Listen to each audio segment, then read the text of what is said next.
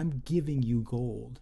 I'm giving you the alchemical process, the ability to create any reality you want. That's what I'm giving you here for free.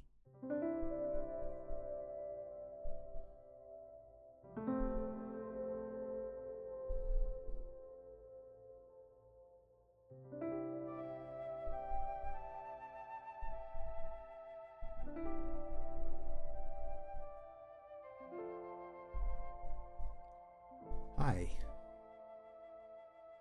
Are you eager to hear about how the universe works? This is going to be a long presentation because we're going to be speaking about the universe and how it works. But you're going to find something fascinating in this presentation, this very long presentation. It has to be a long presentation because we're talking about how the universe works, and that's a very sophisticated mechanism. But you're going to notice as we're talking about how the universe works that we're not going to be talking about the universe very much. We're going to mostly be talking about you, because the universe, that thing we see outside of ourselves, is a projection of what's inside of ourselves. And in order to understand how that thing outside of ourselves works, we have to understand how that thing inside of us works. And that's what we're going to be talking about today. We're going to be talking about the 101 basis, the basics of how the universe shows up as how the universe shows up. And from time to time, I'm going to be using different views, such as this one, so that I can communicate with you directly. But in other times, you're just going to be seeing the slides. And then in other times, you're going to be seeing the full me, so that the communication is complete as possible without me being where you are. Very fun thinking about these technologies that are enabling us to communicate in the way that we're communicating. So cool. So let's get started. I'm going to do a short introduction about myself in a little bit, but first we need to set the context in which I'm having this conversation with you. From time to time, I'm going to be looking down because I'm looking at to make sure all of the parameters of the software I'm using to record this video are working. So don't mind me.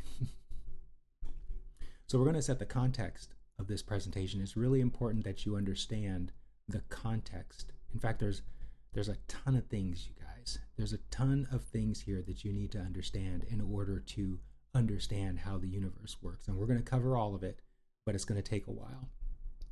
And first, we have to start with the context, because the context is really important. And courtesy of Masterclass, I'm going to show a video here that really sets the first part of the context of this video up. So let's take a look at that. Look at that now. One of the great challenges in this world is knowing enough about a subject to think you're right, but not enough about the subject to know you're wrong. So this is a very good introduction. Neil deGrasse Tyson, he didn't know he was setting up this video, but he sets up this video perfectly because this is so good. Most humans think they have enough information about how the universe works, especially scientists. They think they have enough information to know that they're right, but they don't have enough information about how the universe works to know that they're wrong. And in the positively focused practice, we don't focus on right and wrong. That's a false dichotomy. It's a false binary. But what we do focus on is accuracy, vibrational accuracy. And unless you have vibrational accuracy, you can't know whether or not what you believe is accurate or not. And so I like to talk about the big picture. This is the other context that's necessary in order to move through this presentation and get how the universe works. I'll give you a second to read this.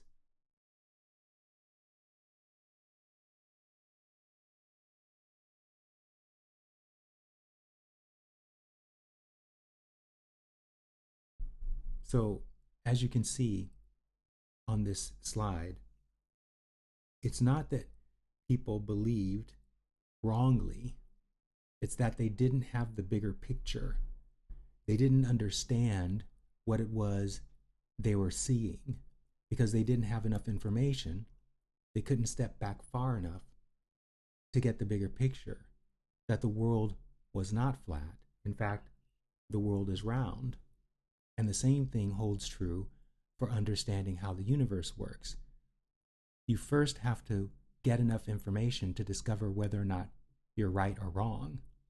And then you have to back up far enough in order to get the bigger picture so that the information that helps you discover if you're right or wrong fills in the picture.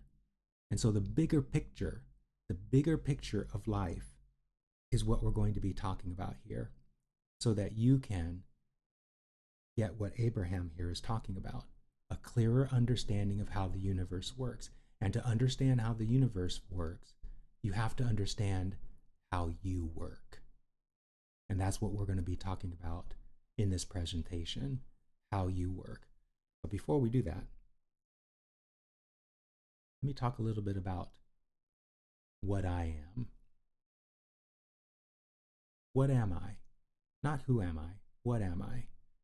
And I want to usually at this point in a presentation, the presenter will talk a little bit about their background, or maybe the person introducing the speaker will talk about the speaker's background. But rather than doing that, I want to introduce myself by sharing with you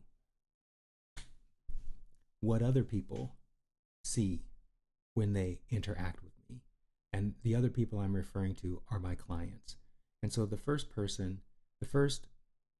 kind of testimonial as to what I am is coming from a session that I held with a client.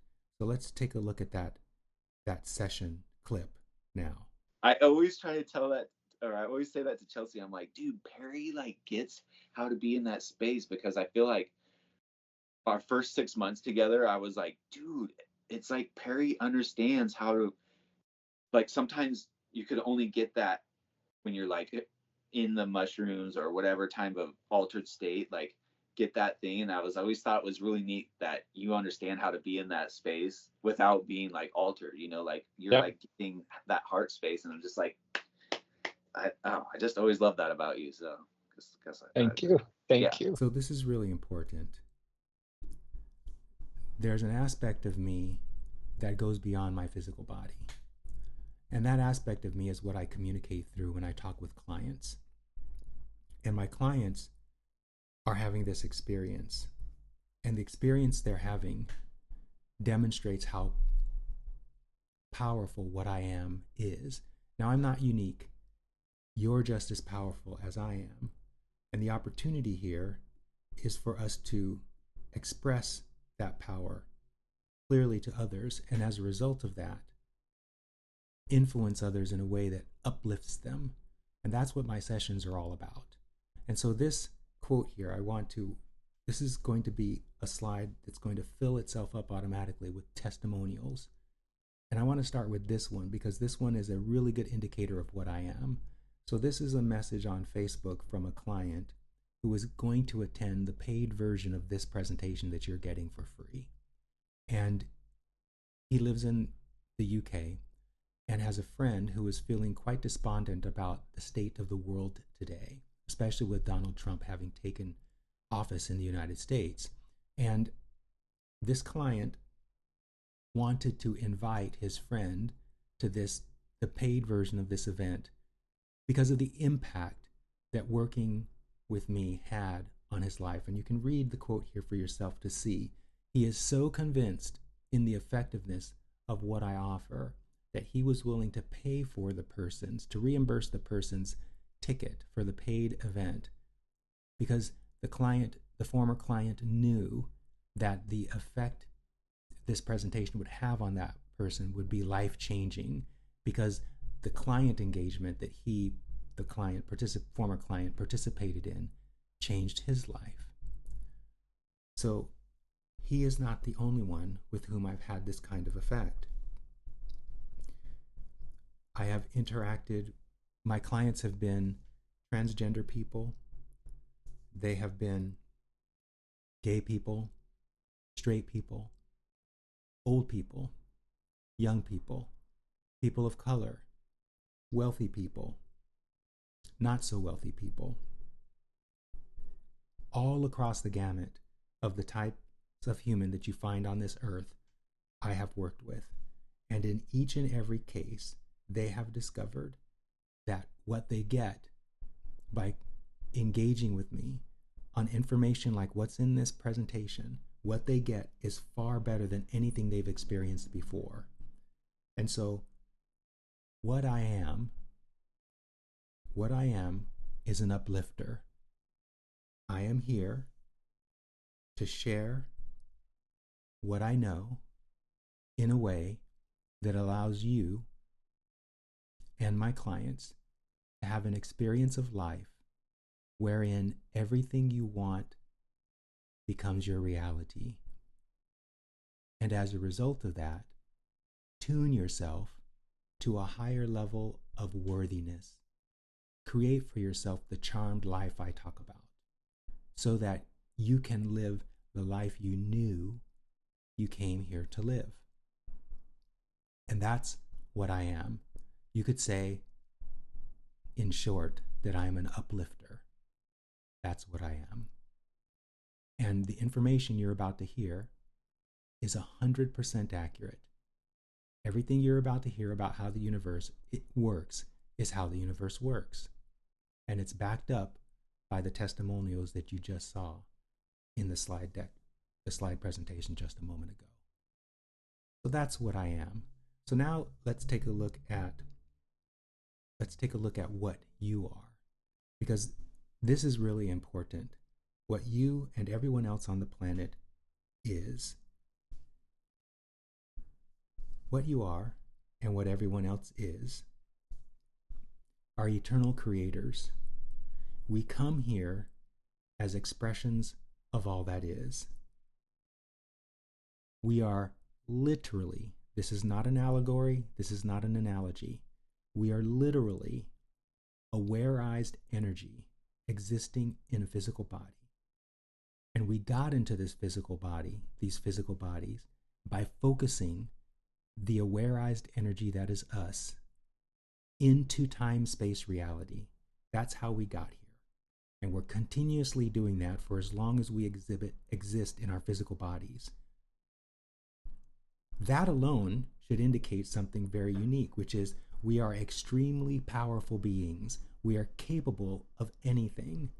And it's a paradox because the time-space reality that we're projecting ourselves into, this is a paradox. The time-space reality in which we're projecting ourselves is actually our creation. We're going to talk more about that in a minute. We are so powerful. We are so capable of anything. We can create the physical reality that we currently exist in and ongoingly create that physical reality as an expression of what we are. That's how powerful we are. And we are exhibiting that power. We are using that power purely for the expansion and the creative joy of expression of everything that we are as eternal creators.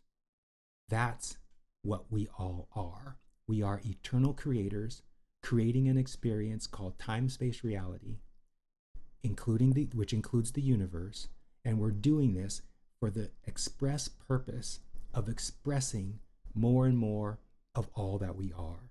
And we do this as not only eternal creators, but a Gestalt consciousness of innumerable consciousness is. A Gestalt consciousness of innumerable consciousnesses. Now, in order to understand more about what we are, we have to take a look at this word Gestalt. Not many people understand what this word is. They get a sense of it, but Gestalt basically means that the whole is greater than the sum of its parts. And that's what each and every one of us is. We are a Gestalt. Our consciousness rides on top of innumerable other consciousnesses. The other consciousnesses show up in physical reality as physical reality. The physical reality we see around us, that is our creation, and it's being co-created with innumerable, literally hundreds of trillions of billions of other points of consciousnesses, other awareized energy, other living spirit beings that are co-creating along with us to create the reality we experience. And we, us individual beings, are the Gestalt consciousness that is riding on top of all the other innumerable consciousnesses in order to have the experience that we're having. So let's take a closer look at what this Gestalt consciousness looks like. So this is such a wonderful picture that I came across when I was collecting the material to produce this presentation. This is a picture of a person who is crowd surfing at a concert. And it perfectly illustrates this Gestalt consciousness I'm talking about. So consider this. There are probably 10,000 people at this concert. And I'm not just talking about the audience. I'm talking about the people who managed to put together this concert. I'm talking about the security that's staffing the concert. I'm talking about the roadies who built the sound stage and put together the sound equipment. I'm talking about the sound engineer. And of course, I'm also talking about the performers who are performing at this concert. So there are many points of consciousnesses that are participating in this concert. And this one person, this person who is crowd surfing, is literally riding on the experience of all the other people having the experience of this concert. And from the perspective of the Gestalt consciousness that I'm referring to, this one individual who is crowd surfing is being supported not just by the people, I'm talking about his experience, not just by the people who are helping him crowd surf, but everybody else in the audience who's participating in observing his crowd surfing experience. And his experience is amplifying the experience of the performers, the band that's playing, who also are getting a kick out of seeing this person participate in this crowd as a crowd surfer. And the roadies are probably having the similar experience, and so are the security guards, and so are the people who are putting on the concerts. In other words, everybody is participating in a co-creative way in the experience of what this one person's experience is. And that is exactly what your life experience is like. That is what creates the universe, and that's what perpetuates the universe.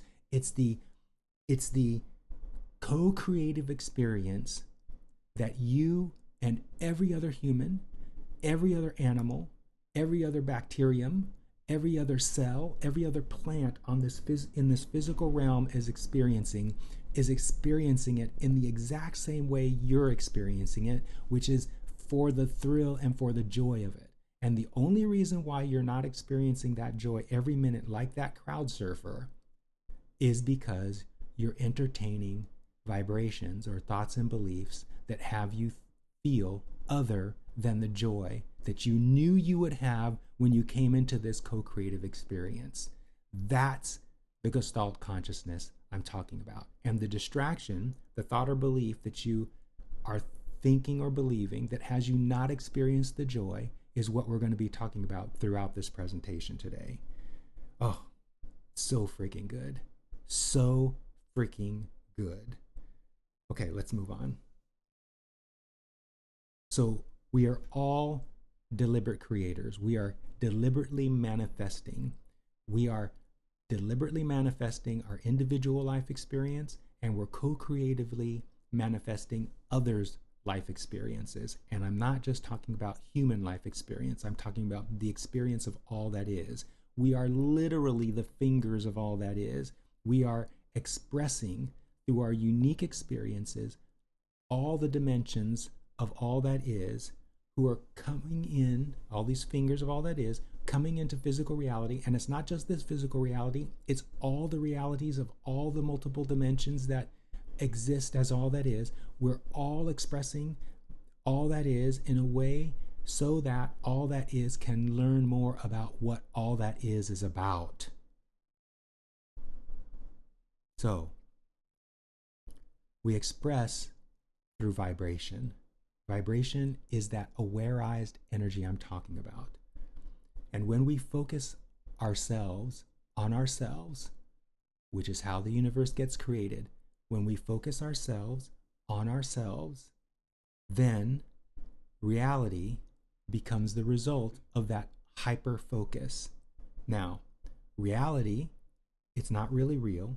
Reality is what manifests as a result of you and every other point of consciousness focusing its energy, focusing itself into a particular direction.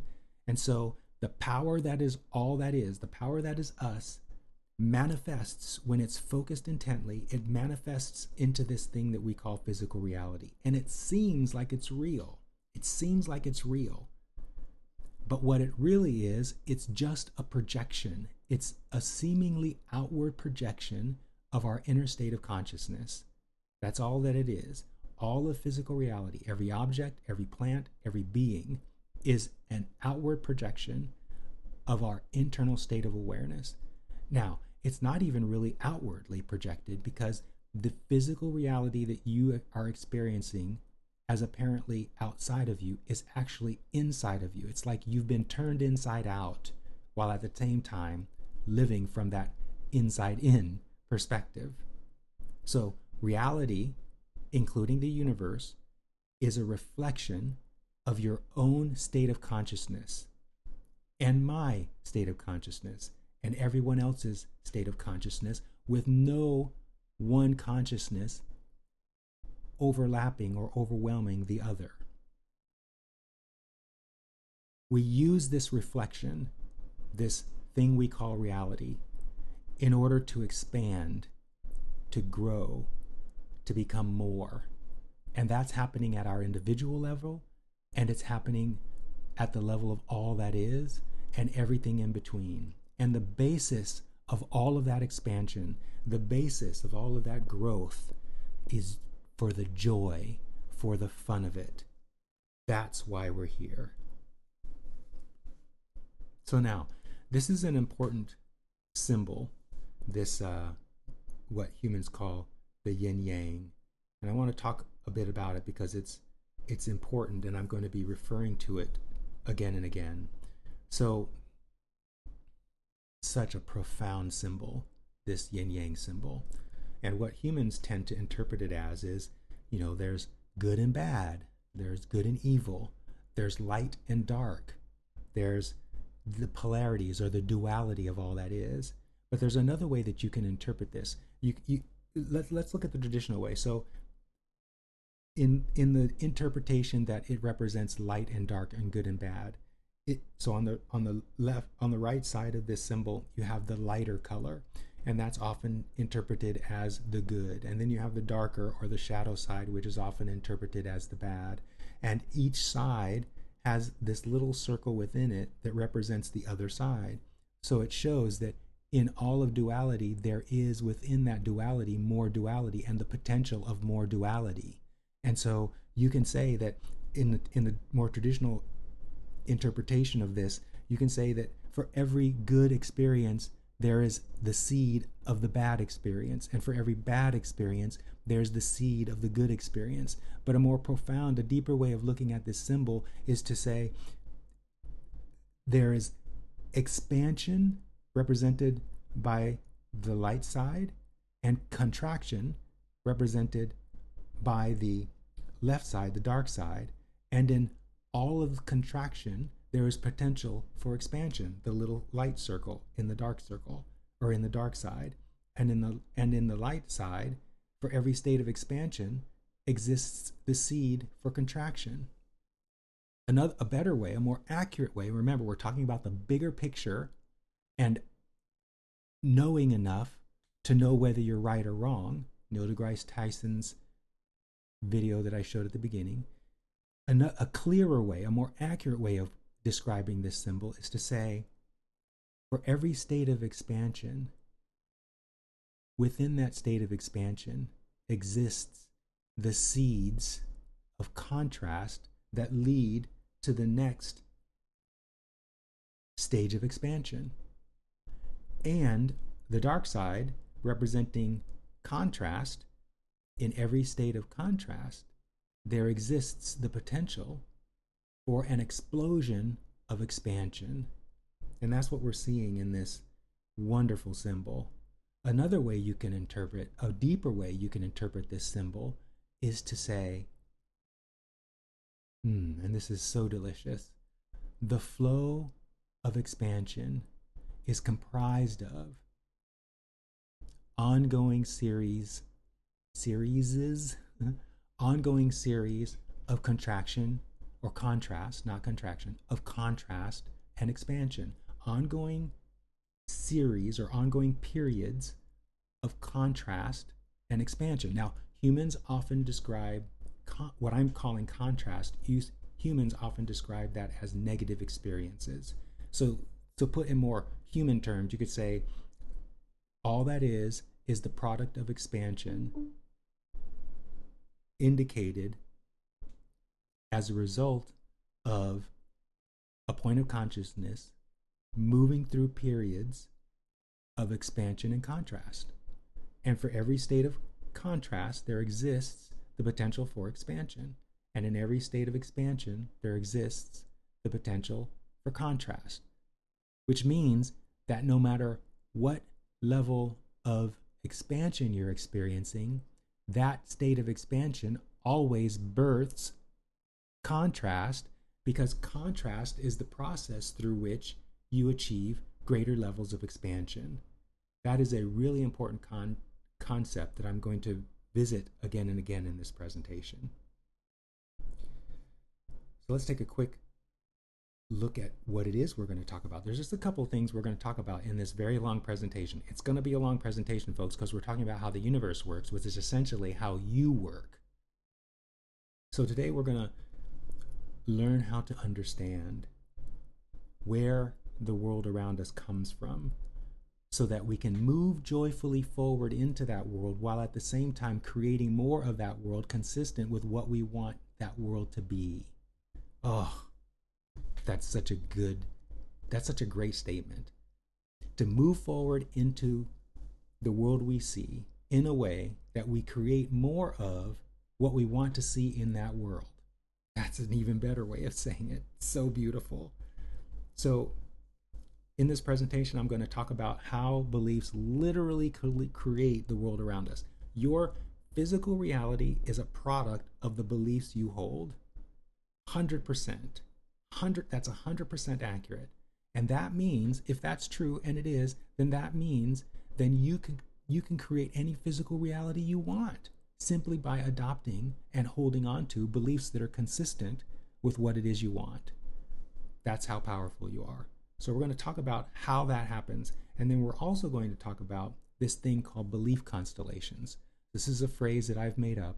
As you will see, it's a very accurate phrase for how the universe works. So we're going to talk about these belief constellations, which are the basis for how the universe works, and we're going to talk about how to leverage those belief constellations in a way that allows you to achieve what I said a moment ago, which is moving into a world in which the world reflects back to you everything that you want and none of what you don't want.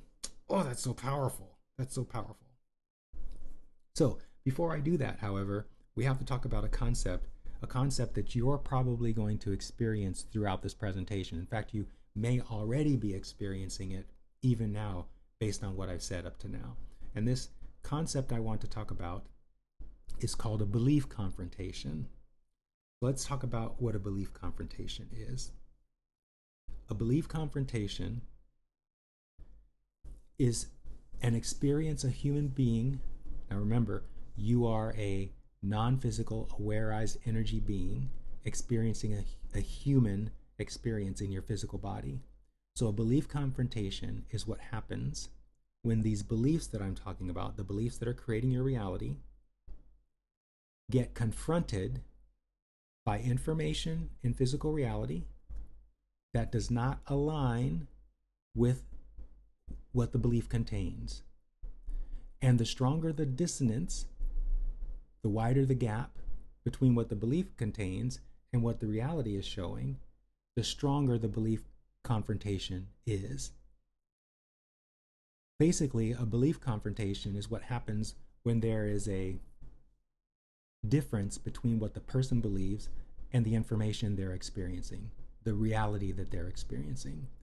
And it's important to understand, we'll talk about this later in the presentation, but it's important to understand that beliefs are awareized energy also. So when I was talking about awareized energy, I'm not just talking about plants and animals. Every physical object is composed of awareized energy, the same thing that you are.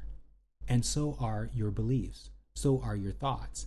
Your thoughts and beliefs are living things just like you are. They are awareized energy. We'll talk about how they form in a little bit. But when your beliefs, which are living things inside of you, are confronted by information that doesn't accord with what they are, then you experience a belief confrontation. What happens is your beliefs rise to the surface of all that you are and kind of take you over in order to reassert themselves into your physical reality. They try to blot out the information that does not accord with them. And when a person is in the throes of a belief confrontation, they exhibit very clear indicators that that's what's happening. So let's take a look at those now. Here are the indications that a person has moved into a belief confrontation. There's a lot of them. I think there's 2 slides of them.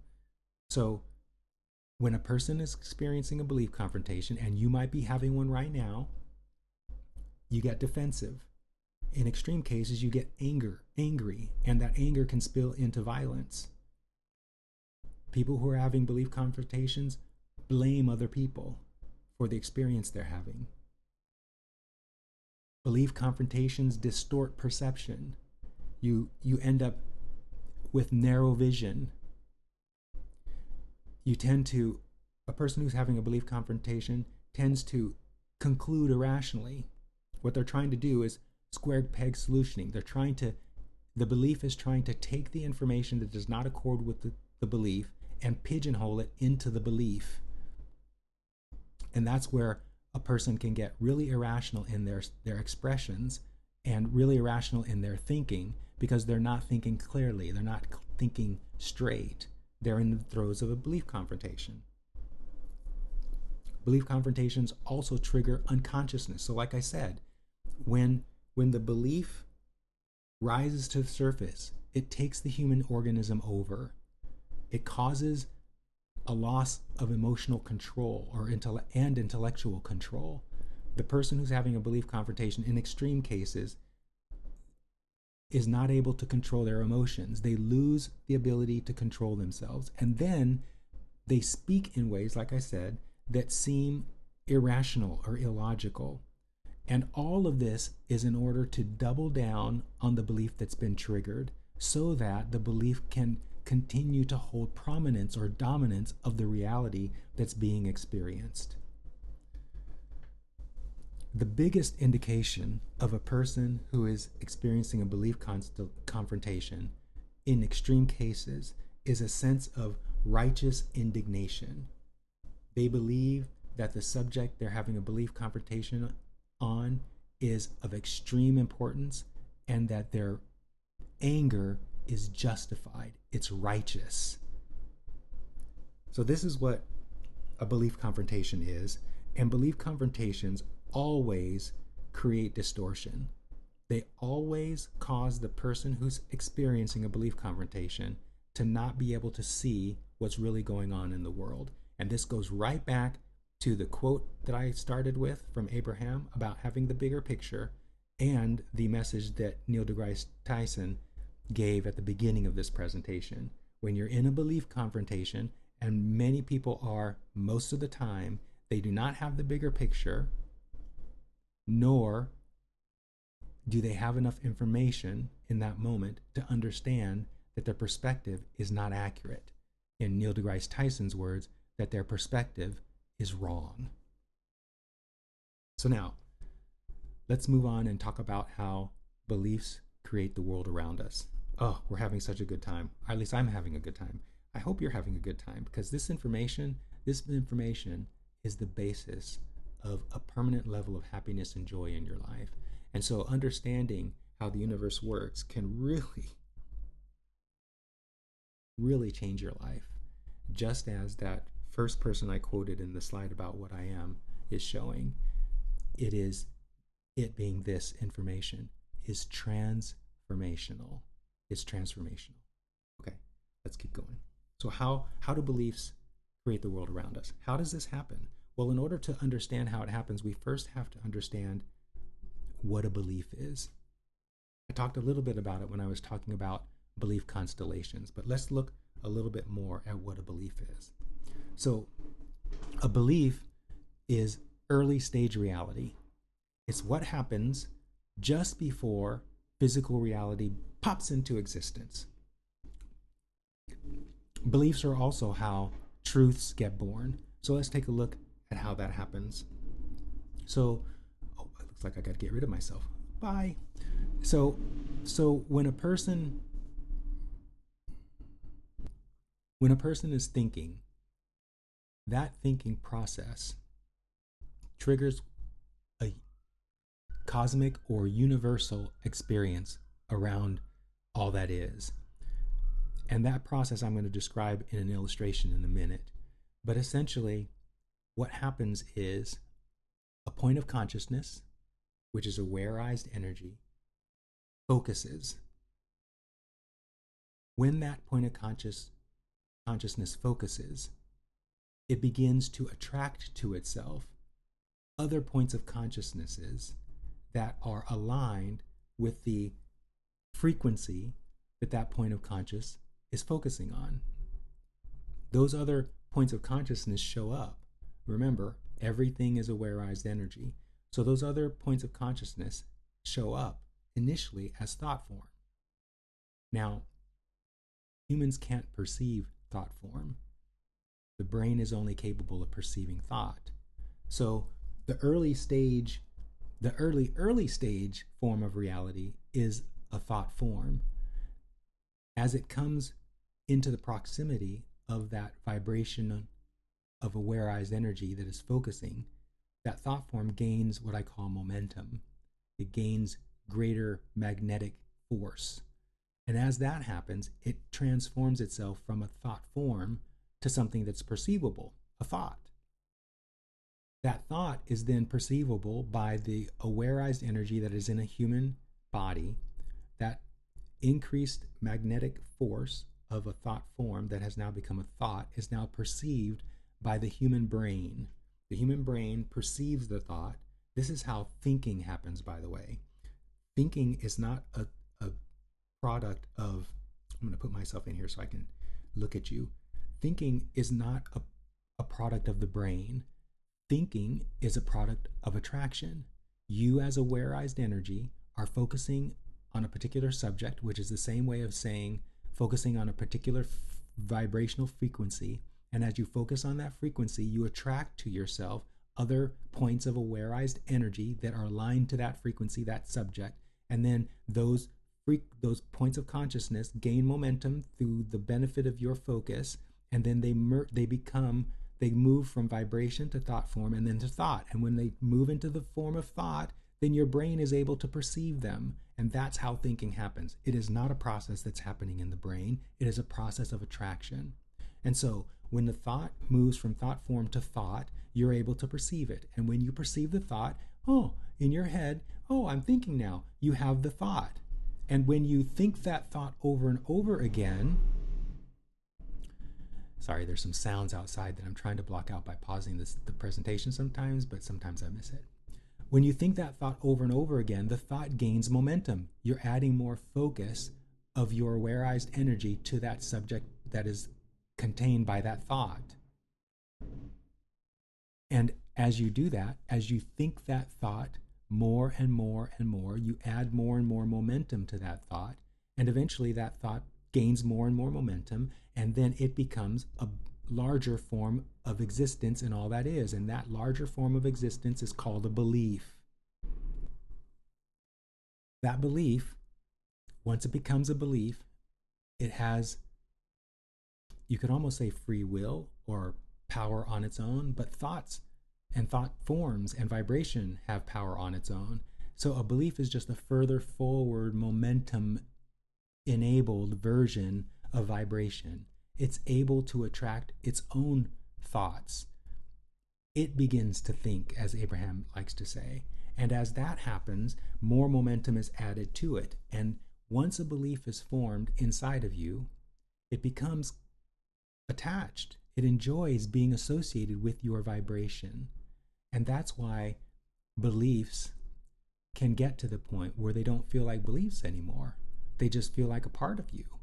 And when it gets to that point, then the belief is able to create, it attracts to itself other points of consciousness that then show up through the filter of your momentum that is focusing yourself into physical reality. That pipeline, so to speak, is the flow through which the energy of the belief creates evidence in your physical reality that matches the belief. And once that happens, once the physical reality starts to confirm the belief that you have through the process of this attraction that I'm describing, then the belief itself recedes into the background of your consciousness and just becomes true. That's how truth is born. Beliefs are the birth fodder, the birth fertilizer of truth. Now, this is really important because if you think about this, and this is accurate what I'm about to say, there are as many truths as there are points of consciousness. So there is no one truth. Every belief will create a reality that proves the belief true. And once a belief gets to that point where it has created a reality consistent with itself, it fades into the background of your consciousness and begins to filter your experience so that all you can see is evidence of your beliefs, of your belief. In other words, it acts as an absolute filter. You cannot see around your beliefs. And if you do see around your beliefs, then you experience a belief confrontation, which then closes the door. If you're really strongly attached to the belief, it closes the door on the new information and has you inhabit only the experience of your belief. So beliefs are an early stage version of reality. They're not the earliest stage, but they're an early stage version. They are the precipitator of physical reality. So now, I want to give you this illustration that in pictures shows you what I just described. So you have here above me, in point number 1, you have the imperceptible field of all that is. It is electromagnetic energy. It is awareized energy operating in a consensus stream, like a Gestalt. And at some point, a point of consciousness, which is what you are, awareized energy, will begin to focus on a particular frequency, a subject, a particular frequency or a subject. And that subject here at number 2 here, that subject, that frequency focus, evolves into a thought form which is still not perceptible by human consciousness. But then at number 3, the thought form evolves into thought. It draws to itself other points of consciousnesses aligned with the frequency or affiliated with the thought the subject of the thought. And as those other points of consciousnesses come together, they assemble into what we call a thought form. And that thought form becomes perceptible, able to be perceived by human consciousness. The interesting thing about thought forms is once they occur, they're kind of like seeds from a tree or litters from a mammal.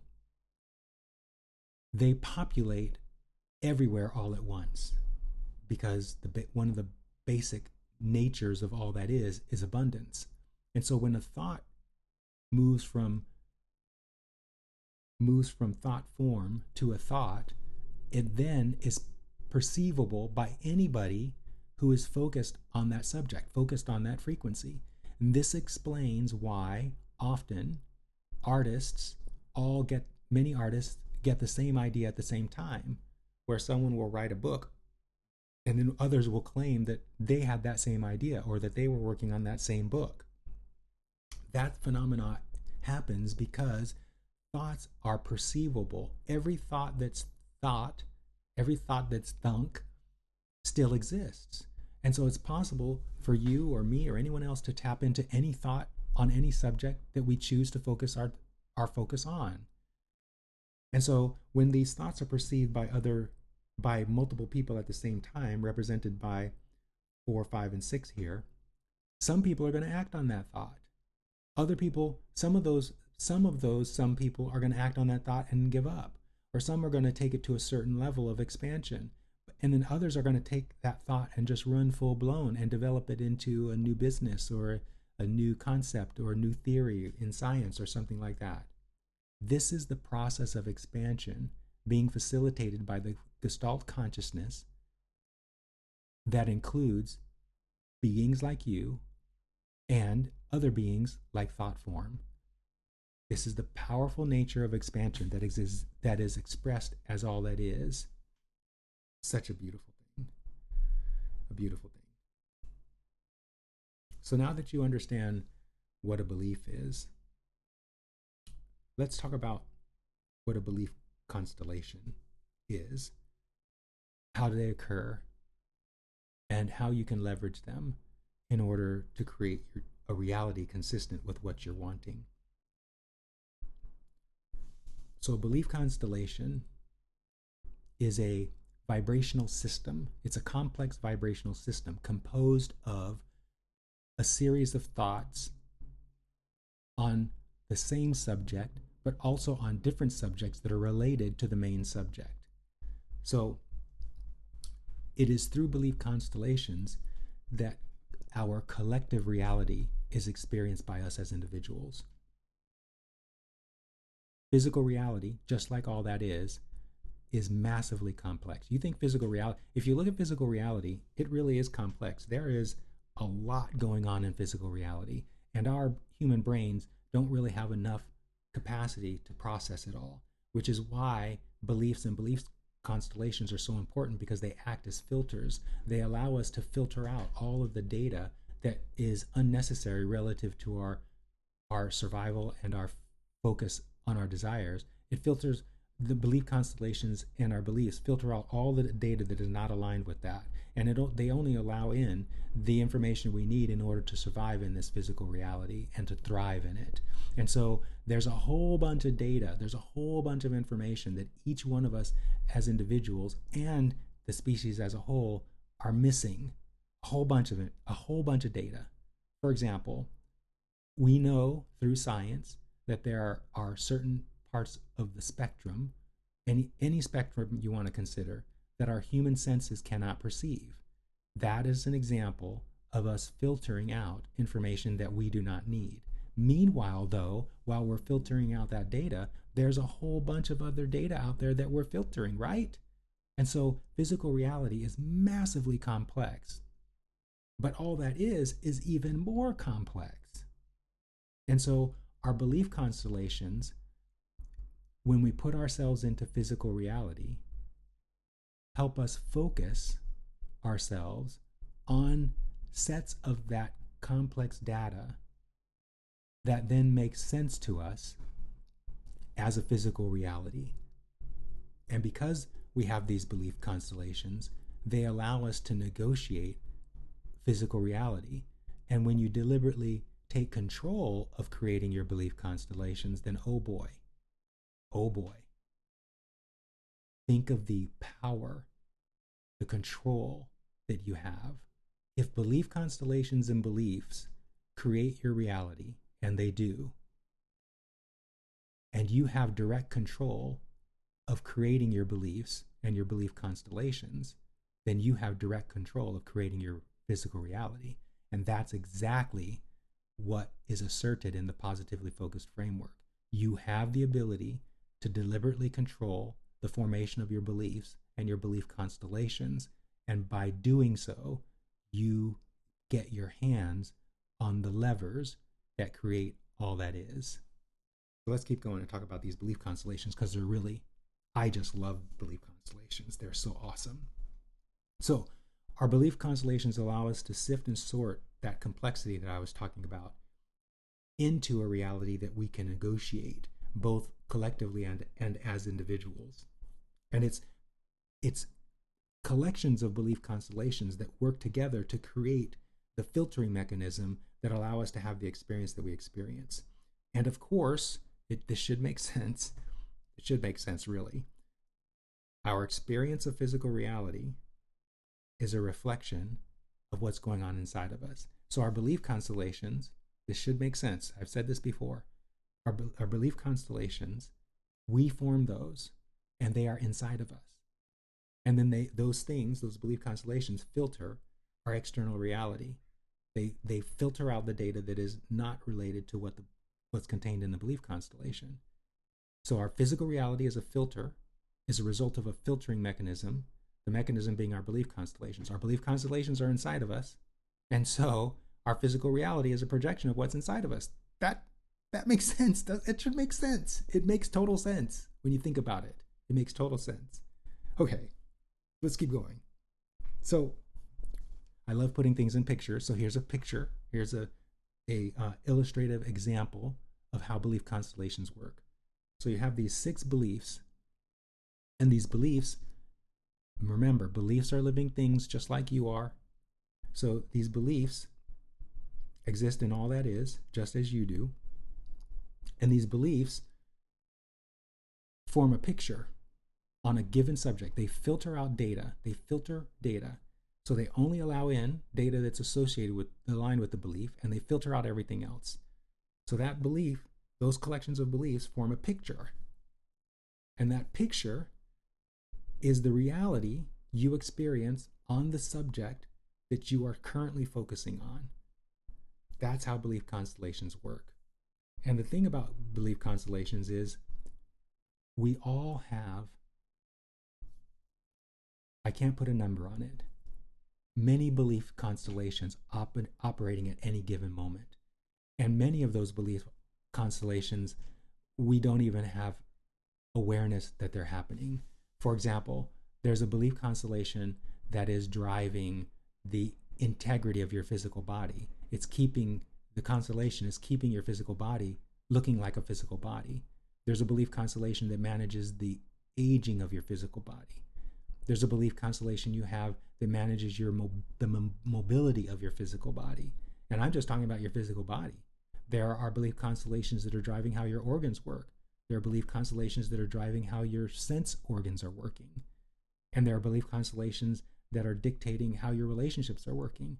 So I would say there's probably millions of belief constellations that any one individual holds at any given time. And they are all active in the participation of the unfolding of all that is. And wow, what a great segue I just set up. Looking at my next slide. So we're back to this symbol, right? So all that is, everything inside of all that is, contains within it everything that is in all that is. It's a recursive dynamic. So the more expanded all that is gets, the more all that is expanded into becomes all that is. So every single particle, this is another interpretation of this beautiful symbol. Every single particle in physical reality is a reflection and contains all that is within all that is. And you are part of that. You are part of that. You are part of that. I love knowing that. So you are as powerful as all that is as you expand into more that is you, more of what is you. And I'm not talking about the human you. I'm talking about the version of you that is awareized energy, the version of you that you can tap into when you adopt something like the positively focused framework and learn how to use that framework to create for yourselves a reality that is consistent with your wildest desires. I just love that. Okay, let's keep going. There's another illustration I want to show you here. So this illustration, it's really key to what I just said. So I'm going to describe how this illustration works. So in the center is what's called the moment of becoming. So I need to talk about the moment of becoming for a little bit here. So human beings believe that the present moment is the moment in which I'm currently existing. Like as I'm speaking, as the words are coming out of my mouth, this experience of the words coming out of my mouth this experience is what human beings would typically call the present moment, right? So I'm right now sitting on this chair in front of this desk with all these computer devices and a window outside of me looking outside. This is the present moment. That's what human beings think is the present moment, but that is not the present moment. The present moment that people usually consider the present moment is manifested. Manifest, ED. It's already created. So every now moment that human beings call the now is actually past. It's already manifested. The real present moment, the real now, is not yet manifest. It's manifesting, ing. That's the real present moment. And in the positively focused practice, we call that present moment the real now, the moment of becoming. It's the moment in which everything still has potential to be. That's the real present moment. And that's where you are continuously existing. But most human beings don't know this, and so they're living in what I call the past, what's manifested. Meanwhile, their existence occurs in the moment of becoming. And in the moment of becoming is where you choose what's going to manifest as your manifested reality. It's the moment of becoming in which you have all the leverage and power to create your reality. So this illustration is showing how to leverage the moment of becoming to create a world consistent with everything you want. And you do that at the moment of becoming. And how that works is, and by the way, everybody is using what I'm describing in this graphic. They're just doing it indeliberately. They're not conscious that they're doing it, but they're doing it anyway. And that's the trouble with doing it indeliberately, is that you're doing it anyway. And so you're creating a reality indeliberately, and then you're unhappy about the fact that you've created that reality, and that just perpetuates more creation of the reality that you're unhappy with. And this graphic is showing you how to deliberately take control in the real present moment, the moment of becoming, the levers of creation, and then create the reality that you want. So the top part, if you cut this image horizontally in half, the top part represents someone who is deliberately creating the reality. The bottom part represents someone who's doing it unconsciously. So from the moment of becoming, if you consider going to the left, if you consider the beliefs you have are either positive or negative based on the subject you're thinking about. And when you entertain positive beliefs, those beliefs, like I've said throughout this presentation so far, those beliefs filter all that is into a reality that you experience. So if you're thinking positive beliefs, going through that tunnel on the top, the evidence that you see is consistent with your positive beliefs. If you think negative beliefs, going back to the left, if you think negative beliefs, that tube on the bottom, going from right to left, the tube on the bottom, if you think negative beliefs, the evidence that you see is going to be consistent with the beliefs you have. And so it seems like this image, this graphic is simplified, but it's really sophisticated, because what it's saying is most people have subjects on which they have positive beliefs and subjects on which they have negative beliefs. And so their life experience is consistent with that potpourri, that combination. Some of their life goes well and other aspects of their lives don't go well. Some of their lives go super well and some of their lives go really shitty.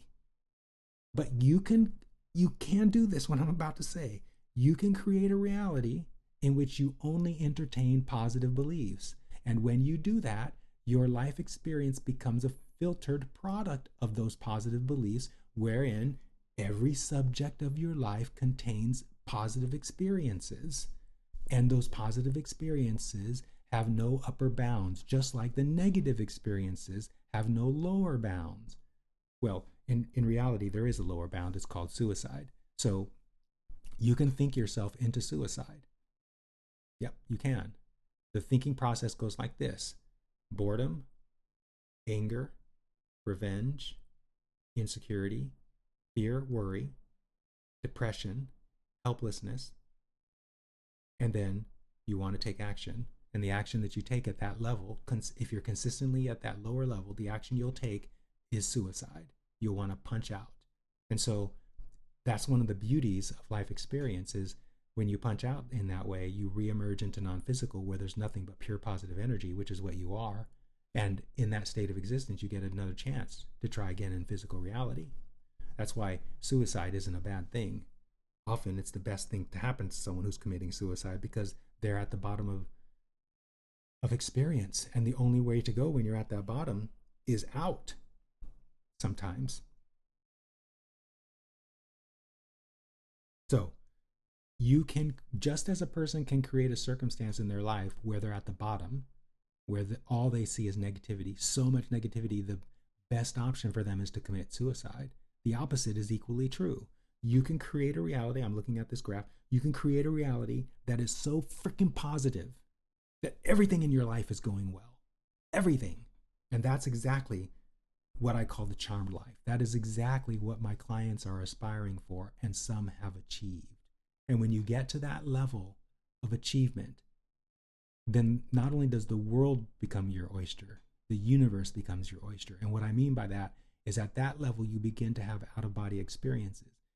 By that level, you get to travel into alternate dimensions, which I am doing frequently. And so are some of my advanced clients. At that level, you get to challenge what people think is impossible, like time travel and shape-shifting and regrowing limbs, if that's what you want to do. Much more is available to us than what we believe. And if you're paying attention, what I just said is a paradox. Much more is what is available to us than what we believe. That should make total sense, because our beliefs are filters. Our beliefs are limiters. Meanwhile, there's a lot more possibility than our beliefs allow, unless we enlarge our beliefs. So this is a brilliant illustration, if I must say so. I drew it. It's essentially saying that the more positive you think, the better your life gets. The more negative you think, the worse your life gets. But most people think some positive things and some negative things, and so their life kind of stays the same. A little bit of good stuff, a little bit of bad stuff. Sometimes more bad stuff than good stuff. But it doesn't have to be that way. Life can be 100% positive, and when it is, that's what I call the charmed life. All right, let's move on. So, let me get me out of the way.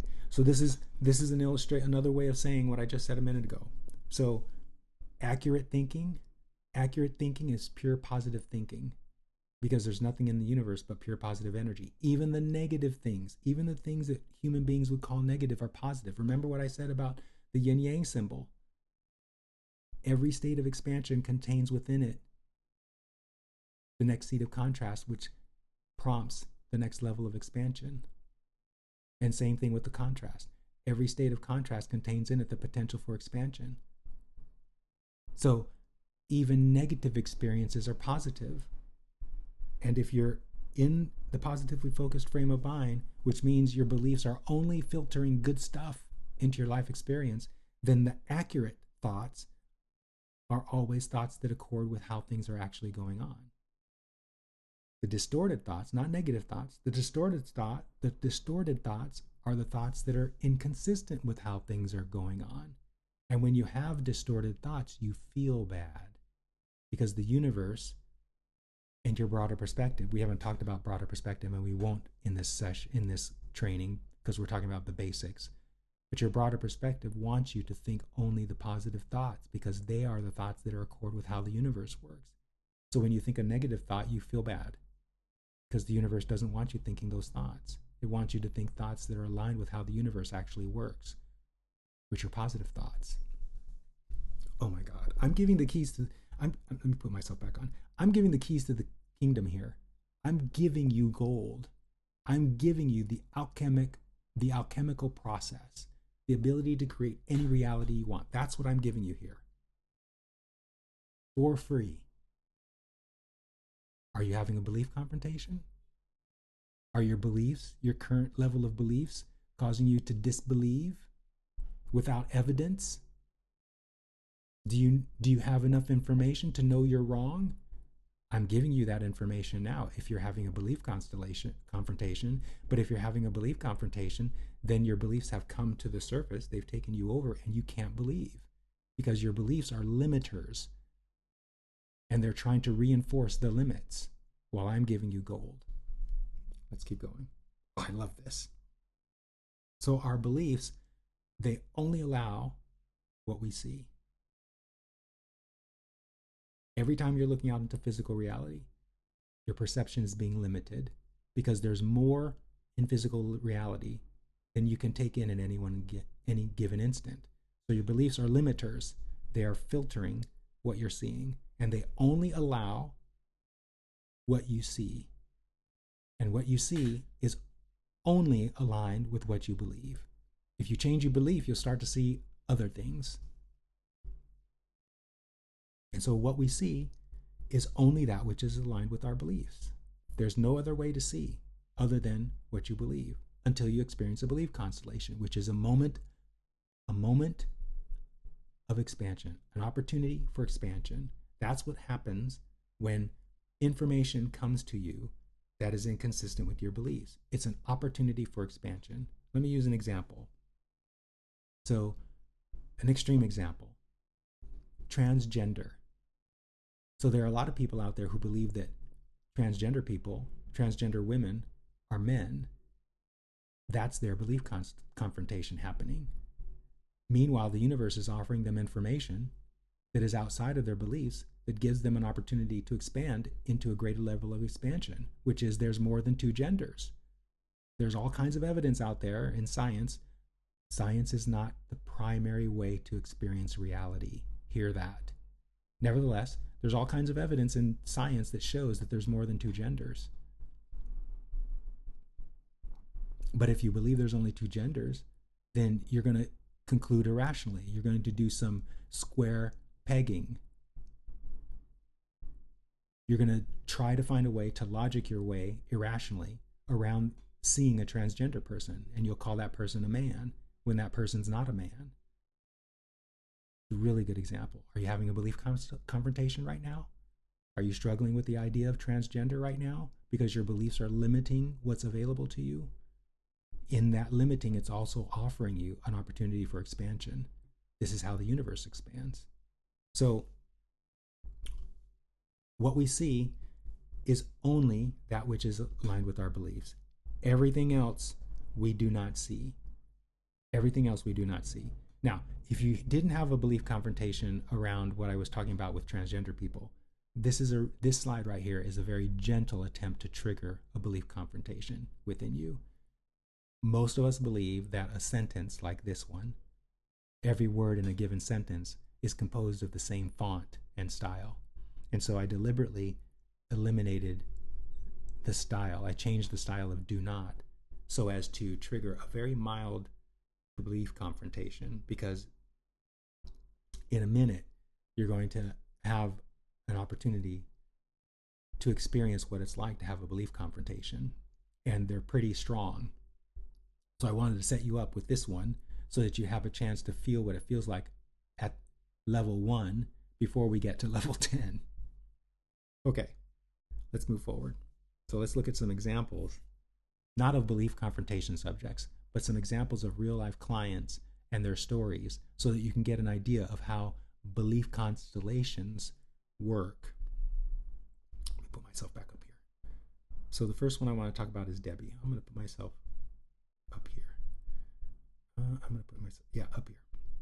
So Debbie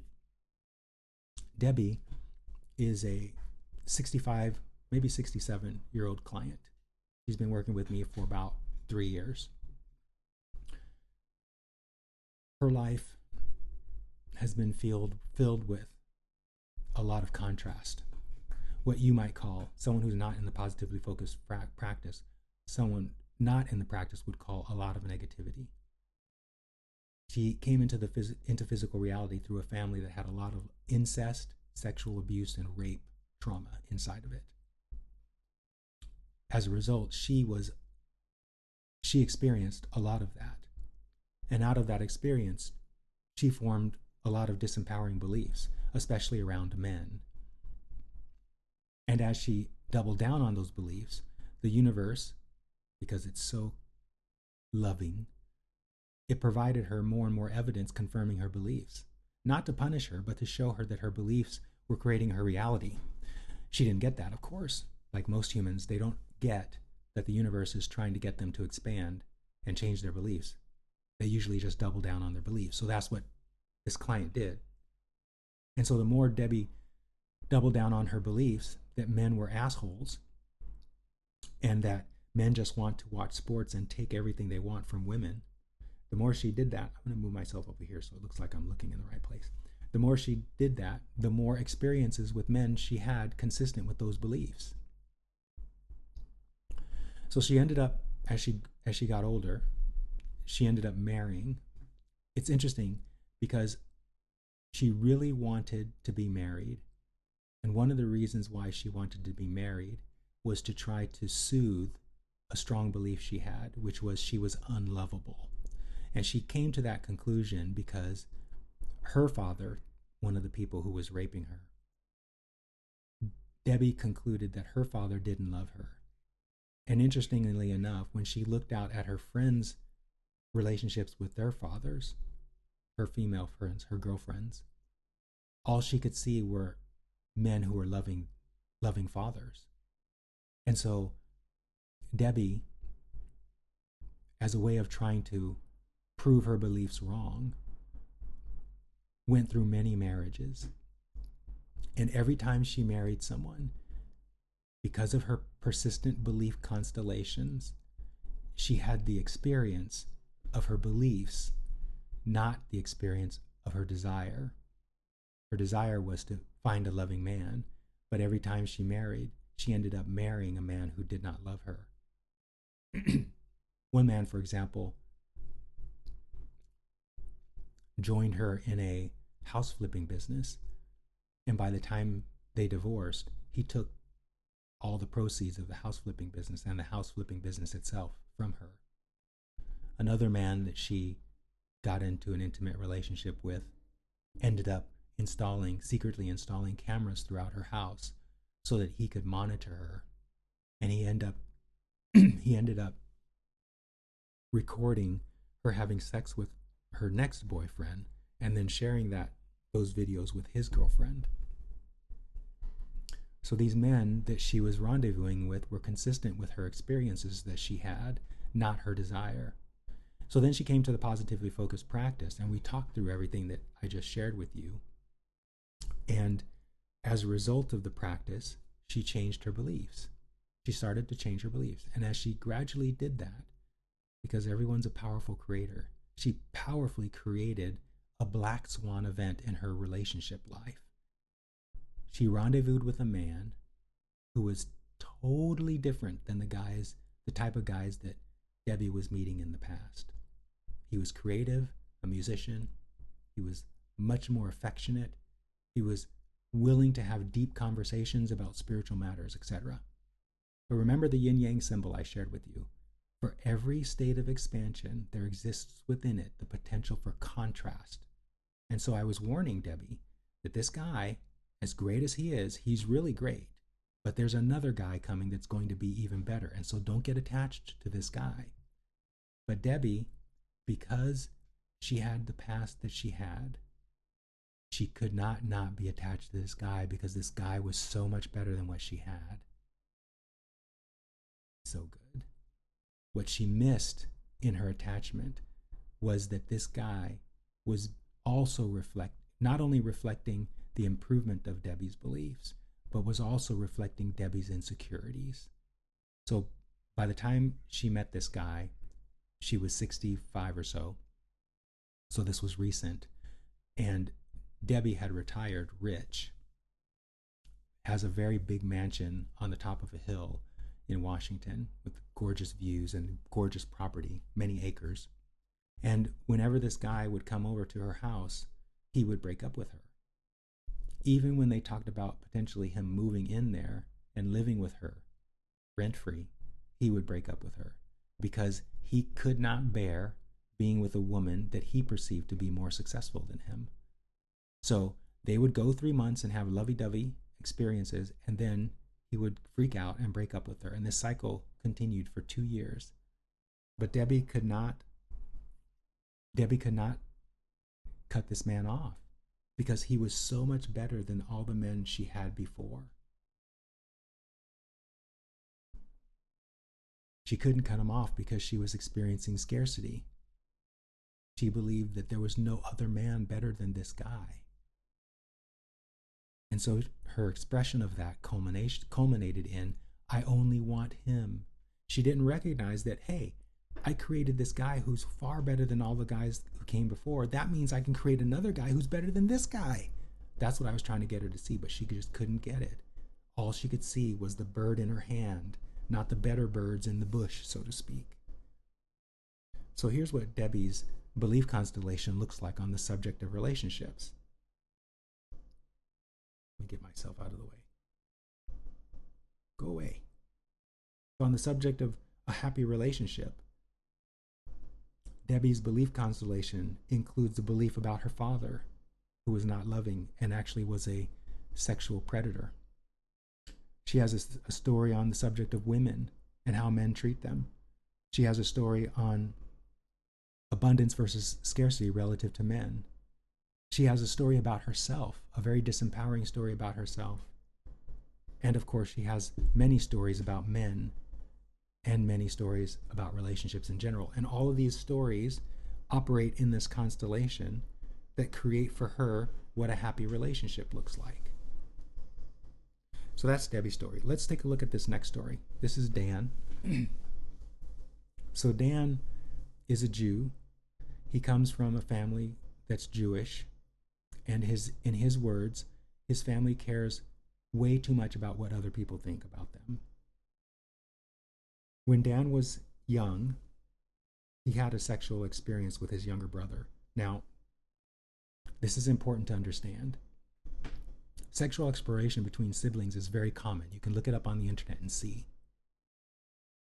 But in addition to this sexual experience he had with his brother, Dan also found himself attracted to transgender people through porn.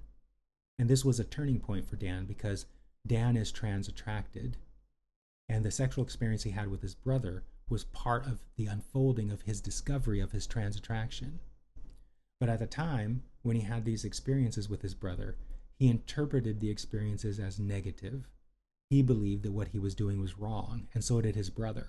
And so his brother's judgment and his own judgment amplified within Dan's consciousness until the point, many years later, where Dan started to conclude that he was a piece of shit child rapist. This was pretty early, like in his teens. Now, remember what I said about beliefs. Beliefs filter reality, and all you can see are what's in your beliefs. And so it turned out that Dan's two best friends had similar experiences in their families. But Dan didn't know this. So one day, when Dan's father passed away, he reached out to these two guys for consolation. And in reaching out for consolation, he described what had happened between him and his brother, hoping to add to the context for why he was reaching out for consolation. Hey, my father passed away, and here's what I did when I was young, and I feel really bad about it. Can you help me feel better? But it's interesting how reality is a paradox, and how his friends' realities were also being filtered by his friends' belief constellations. And so here Dan was expressing something that each of those two guys had a similar experience.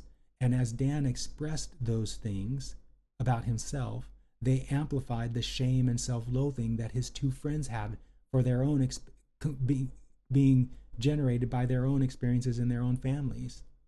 And that was too much for them to bear. And so they ghosted Dan. They stopped being Dan's friends. And in that moment of what he would have described back then, he doesn't describe it this way now, but back then in that moment of need, when his friends deserted him, he felt totally abandoned. And that was such a negative experience for Dan that Dan had concluded and was, before he came to the positively focused practice, he had already purchased a gun and was ready to go kill those two guys and then kill himself. That's how powerful Dan's belief constellation was. So, on the subject of self-worth, here is Dan's belief constellation. His friendships and other people's opinions. He has a very powerful story about being Jewish and also having the experience he had. On the subject of family, he was struggling with that too, because prominent members of his family were against him because of the sexual experience he had and the judgments his family had about those sexual experiences in light of being worried about what other people would think about the family if those other people knew what Dan had done. Relative to his trans attraction, like many trans attracted men, Dan believed that he was gay. People who are trans attracted, men who are trans attracted, often mistake their trans attraction for homosexuality. It's not the same thing. But Dan had made that conflation, and so he had a very disempowering story about his trans attraction. And then with regard to relationships, because of everything that I'm telling you, Dan did not have success in relationships, especially with women. And so he had a negative story about that too. And since he didn't have success in relationships with women, he didn't have much sexual experiences, not successful ones. And so he had a very negative set of beliefs about that subject. And all of those combined to form his opinion of himself, which was very disempowering, as you can see. So disempowering. Remember earlier in the session, in the presentation, I was talking about how low you can go in your emotional state such that you might want to kill yourself. Well, Dan's experience is a perfect example of that. He was so low in his belief constellations and the reality that was filtering for him. He wanted to kill others and then take his own life. That's how powerful your beliefs are. That's how powerful belief constellations are. Okay, let's continue. Let's take a look at Kyle. So Kyle is a very successful businessman who has a lot of money that he was able to invest in and grow.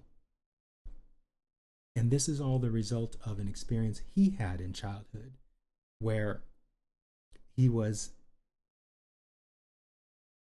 raised in a middle-class family, and then something happened in the family where the financial status changed. And as a result of that change in his financial status, Kyle went from paying for lunch at school to having to be on the free lunch program. And interestingly enough, I didn't know this, but in lunch programs at school, if you pay for your lunch ticket looks one way, but if you're on the free lunch ticket, your ticket looks differently. And so kids can tell which kids are on the free lunch program. And as a result of that, Kyle faced a lot of criticism and ridicule for being on the free lunch program. And as a result of that teasing, Kyle swore that he would never have the experience that he had when he was a kid with his family when the financial situation changed. So fast forward to the point where he's an adult. Kyle is in his career, and he has these persistent thoughts occurring. What if I lose my job? And what if I can't make ends meet? Remember, he does not want to have the experience his family of origin had when those financial situations changed.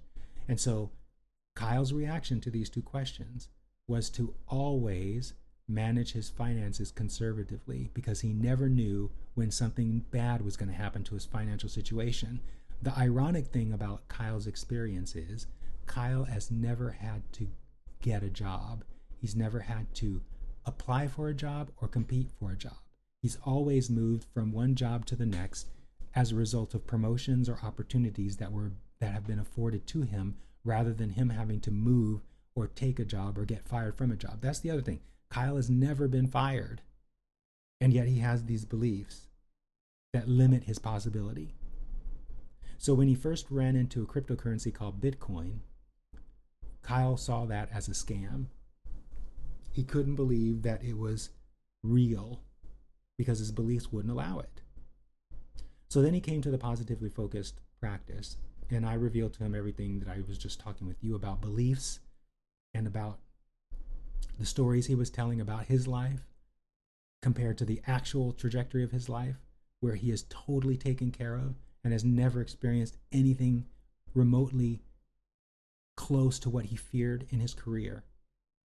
I then also talked with him about cryptocurrency and suggested that he should take a look at Bitcoin because he has a lot of money, and he could put some of that into Bitcoin and make a lot of money if Bitcoin were to go above $110,000. At the time, it was like $92,000. He was skeptical at first, but he trusts me, just like all my other clients. So he went, after our session, he said he spent the next 8 hours investigating Bitcoin. And he sent me a text that said, hey, I just spent the last 8 hours looking at Bitcoin, and this is a no-brainer, he said. It's a no-brainer. Now think about this. Before he came to the positively focused practice, he would have never said what he was saying now. What changed? What changed was his openness to a new belief. And when he adopted that new belief, that cryptocurrency could be an opportunity here, he totally changed his behavior. He ended up putting $25,000 into Bitcoin. And now Bitcoin is what? It's somewhere around $125,000 a coin, up from $92,000. So he's already seen a huge increase in value. And I suspect he's going to see a whole lot more in the next 5 years. So let's look at Kyle's belief constellation on the subject of opportunities. So with regard to his parents' financial situation, his family situation, he had some negative beliefs that he formed as a result of that experience and being teased in the cafeteria. On the subject of himself, he formed beliefs in which he swore he would never be like his family, his parents. On the subject of money, he once believed that money is something you really have to manage. You got to be on top of it because it can go away. On the subject of the future, his beliefs about the future included him getting fired. And so he had to prepare for that. On the subject of risk, he believed he had to be very conservative because apparently his father may have taken some risks, and that's what got them in the financial situation that had him move from being able to pay for lunch to being on the free lunch program. And then on the subject of cryptocurrencies, he thought they were all scams until he opened himself to expansion. And then on the subject of himself, he saw himself as someone who was vulnerable. But over time, through the positively focused practice, he adopted a new set of beliefs which enabled him to invest in something he would have never invested in before, and he's already seen a gain as a result of it. So those are some examples of client lives demonstrating how powerful belief constellations are and how you have the opportunity to create a life of your ultimate desire. Whatever you want, you can create a reality consistent with that. But you have to be willing You have to be willing to get your hands on the levers that are creating the reality that you're experiencing, which are the beliefs that you hold, beliefs that have formed a constellation within you on all kinds of different subjects. And then you have to change those beliefs. But once you do, the evidence is instantaneous. The evidence that begins to show up in your reality is instantaneous.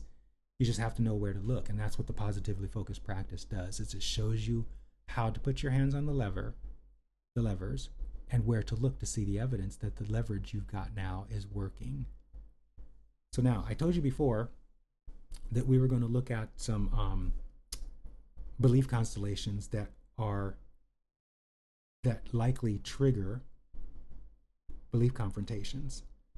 And I'm showing you these in order for you to have the experience of a belief confrontation. You may already be having a belief confrontation.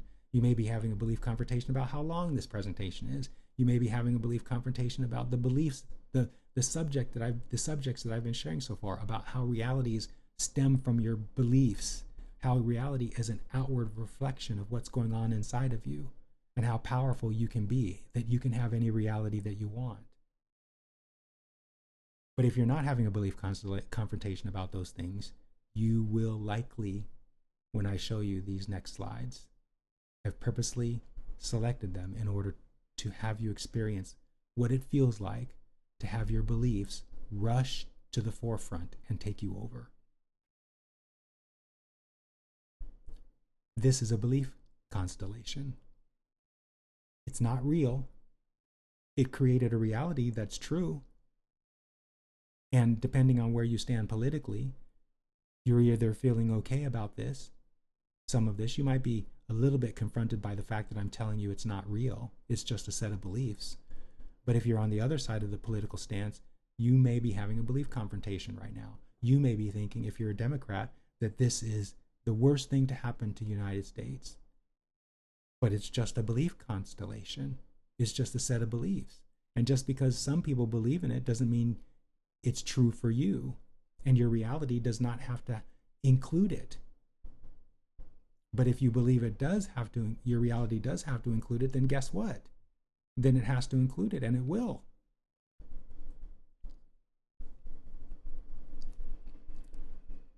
This is a belief constellation. There are some people who love this person because their belief constellation accords with loving this person. And there are some people who hate this person, and those people's belief constellations on the subject of this person have them being that way. Which side is true? They're both true, because every belief is going to create a reality consistent with it, which makes the belief true. This is a belief constellation. This is a belief constellation too, and depending on which side of the political spectrum you stand on, you're either feeling good now or you're feeling not so good now, because you're having a belief confrontation. The people who were feeling good on the previous slide are probably now not feeling so good, and the people who are feeling good on the people who are feeling bad on the other slide are probably now feeling some relief. If you're feeling relief or the opposite of that, you're in the midst of a belief confrontation. This is a belief constellation. This person, as he is represented to you, you're experiencing this photo through your belief constellation on the subject of who's in this photo. And the same is true with the previous photo. This is a belief constellation. If you don't know the name, how that acronym goes, it's all cops are bastards. So this is a belief constellation. Some people believe this is true because their beliefs accord with the meaning of this acronym. Others believe it's a bunch of bullshit, especially those in the blue. And both sides are right, because it's a belief constellation, and each person is living in their own separate reality. I'll get to that in a minute. This is also a belief confrontation, a belief constellation. I purposely selected this one because I am a person of color. I do not subscribe to this belief constellation. I believe all lives matter because that's accurate. Every life Every point of existence has value in the universe. And no person of color needs to have an experience that validates this statement.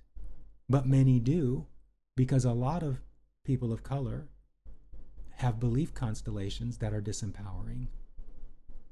Now, there's a paradox there, because what I just said can empower racists. But just because racists exist doesn't mean a person of color has to have racism as part of their experience. I know a person who is half black and half Japanese. She's a new client of mine. And we were just talking about this in our session this week, about racism. She has never had a racist incident. Never. Why is that? It's because she's never entertained the possibility of having a racist incident, and so she doesn't have them. Now, some people of color bring a lot of negative momentum on the subject of their outward appearance from previous lifetimes. Yes, previous lifetimes are a thing. So are future lifetimes. So are alternate and probable future lifetimes. In fact, we're all existing in multiple dimensions at the same time, and all of those multiple dimensions, alternate dimensions, are having influence on this one. And so, yeah, a lot of people have some disempowering belief constellations in other dimensions that are having influence on this one. There's a lot to clean up, in other words. Thank goodness there's something like the positively focused practice emerging at this point in time, because in order for us to move into the future that's coming, we've got a lot of beliefs to clean up, or we're going to have some bumpy rides as we move forward. Speaking of bumpy rides, let's talk about relationships, because relationships now are important with regard to creating your own reality.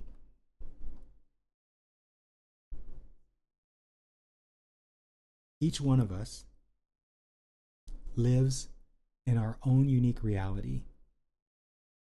I'm going to take myself off of here so you can see the whole slide. There's nobody in our reality other than us. The people that we experience in our physical reality are emanations. They are projections or versions of those people that we experience in our physical reality as a product of the beliefs we have about those people. It doesn't matter that the people are strangers. They still are a projection of our beliefs about what we perceive in those strangers. In other words, other people are projections of what's going on inside of us on the subject that they represent to us. This is true for intimate partners. In fact, more so true, because a belief constellation of an intimate partner is more complex than a belief constellation on a stranger. So, as you can figure, our belief constellations play a huge role in creating our relationships. Debbie's experience with men is a really good example of that. So was Dan's experience with his friends who ghosted him. But our belief constellations also have a huge impact, an especially huge impact on strangers, people we don't know. In fact, the less we know about people, the more impact our belief constellations, our existing belief constellations have on those people. So now, let's take a look at an example. So let's pretend that these two people are married. And you can see they're already, because of their body posture, they're already cranky about something. Let's say the wife, the person on the right, took the family Jeep out for a joyride and came back with it scratched up. And let's say the person on the left, the husband, has a persistent belief about the person on the right, that they are clumsy, that they're not a very good driver, that they're accident prone. So those beliefs for the husband would create a version of his wife who matches those beliefs.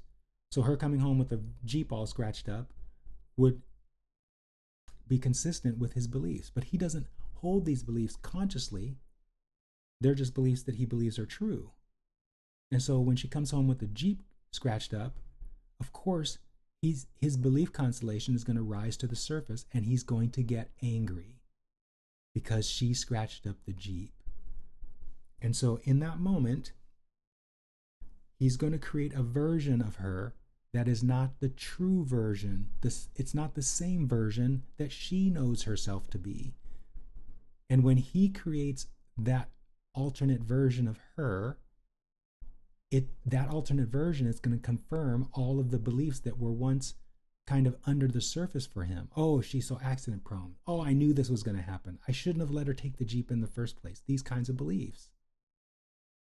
Meanwhile, because she doesn't experience herself in the way he experiences her, she's creating a different version of her than he is. And her version of her is much more generous. And so when he gets mad, she's going to get defensive because she's going to be creating a version of him that's not consistent with the version of him that he experiences. So suddenly, there are 4 people in this relationship.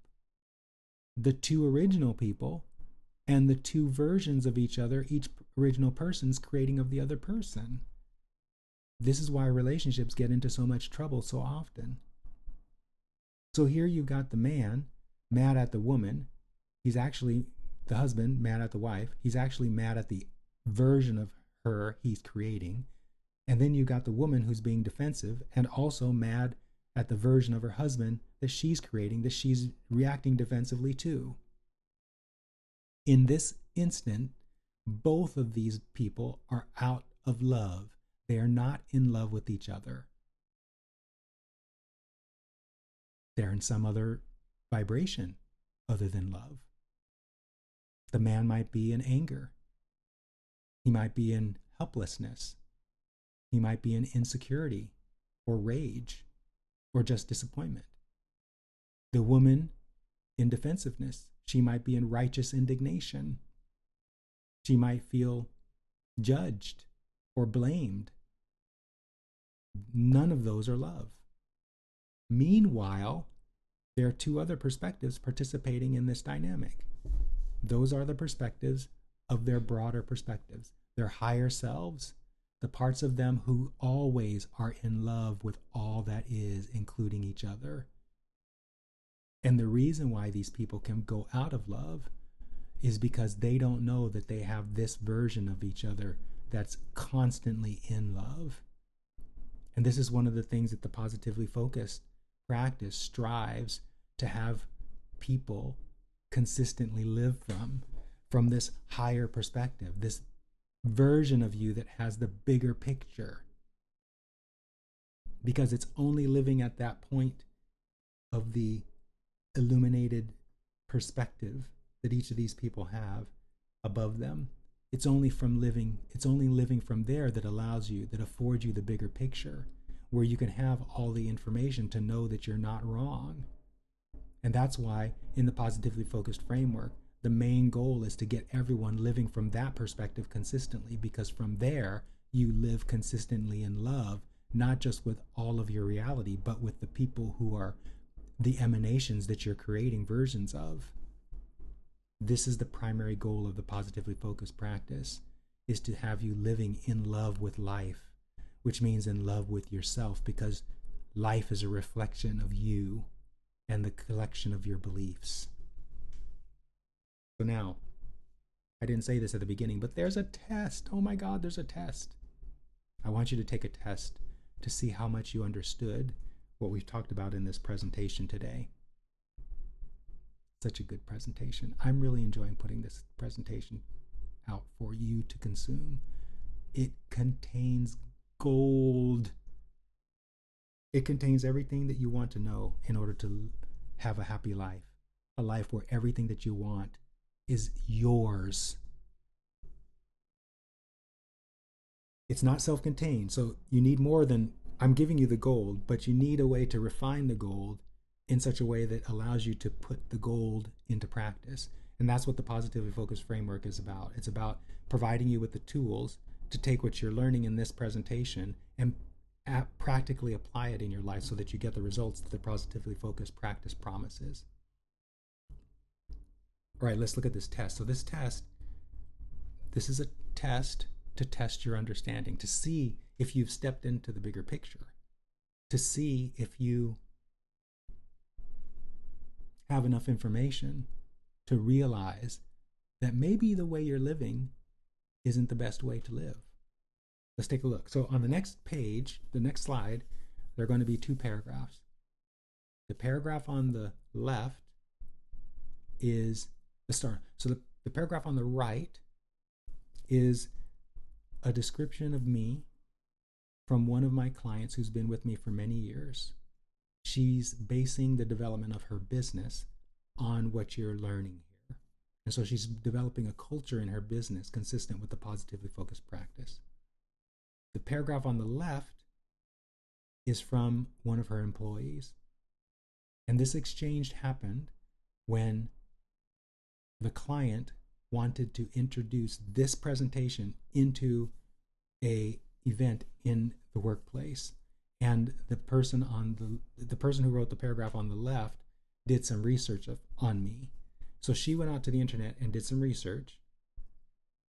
And meanwhile, the person on the right so she's been a client since 2018. So she's had many, many years of getting to know the positively focused practice and what I'm about. So I'm going to give you a moment to read the two paragraphs, and then I'm going to give you a one-question test. Ready? Here we go.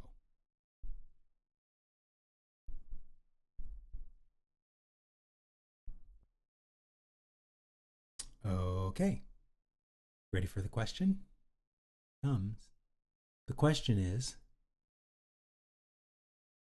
who's right about me?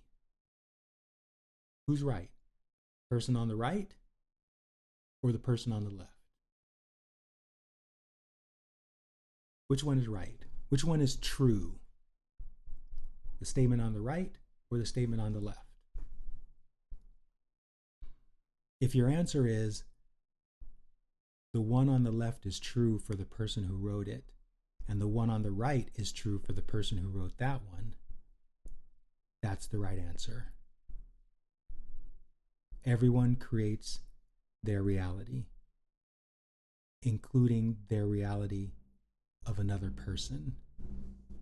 And that reality springs from the beliefs the person holds. Because beliefs are what make reality true. I love that. I love that. Okay, let's reinforce what we're talking about just a little more. Oh, got to get me out of the way.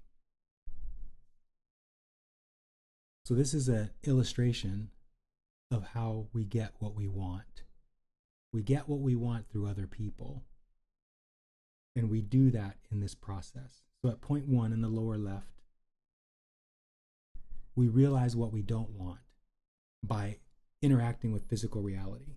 And the minute we interact with physical reality in this way, we know the difference between what we don't want and what we want. Even if we don't think we know what we want, by knowing what we don't want, we identify what we want. What we want then becomes an alternate probable future reality that is held by all that is for us. And our job then is to line up with that probable future reality so that it becomes our now in a future present moment. So at part 1 in the lower left-hand corner, we identify what we don't want by interacting with physical reality. And often that physical reality, the interaction between us and physical reality, is an interaction between us and another person, which is point 2 on this illustration. So other people are serving us by providing us opportunities, contrast, to experience what we want and what we don't want. And when we realize what we don't want, the universe takes hold of that, takes hold of what we do want, born of what we don't want, and holds it as a probable future reality. Then at point 3, our higher selves, that little light above those two people in the previous illustration, that orchestrates with other points of consciousness and all that is, all of the circumstances necessary to create that probable future reality we've put into motion when we identified what we don't want. So at point 4, that's what's happening. And as that coordination happens in non-physical, those ideas and inspirations that are necessary to create that alternate probable future reality, they move through the process in the illustration I showed you before, how magnetized energy turns into thought form and then into thought and then is seeded in human minds. That's the process that's happening in step 4 here. And so different people will receive inspiration to take action. And when those different people receive that inspiration and take action, that's step 5. And as they take action, they create the experience that when I rendezvous with those people, I have the experience of the unfolding of that which I desired, that was born of identifying what I don't want. This is the process of creation. This is how reality happens. This is how manifestation happens. It begins with us and it ends with us. And in between the beginning and the end are the co-creative, this is so delicious. I want to put myself on the view.